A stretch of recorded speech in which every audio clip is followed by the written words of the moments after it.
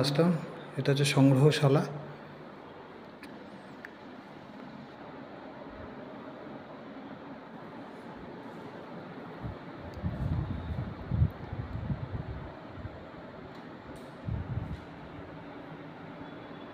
ওনার 12 বছর বয়সে বিয়ে হয়েছিল। তার 6 বছর পরেই তার হাজব্যান্ড মারা যায়। খুব গরিব ঘরের নারী ছিলেন উনি।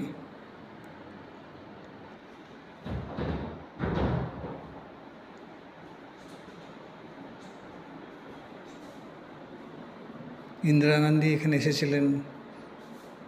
বর্তমানে অজিত পাজা এসে ঘুরে গেছিলেন এখানে। এই যে তার বাড়ি, অরিজিনাল বাড়িটাকে ছবি করে রাখা হয়েছে। ওনার ব্যবহারিত জিনিস নাকি, শঙ্খ। এটা হচ্ছে সেই ছবিটা যেখানে গুলিবিদ্ধ অবস্থায় মারা গেছিলেন। এটা তোষক।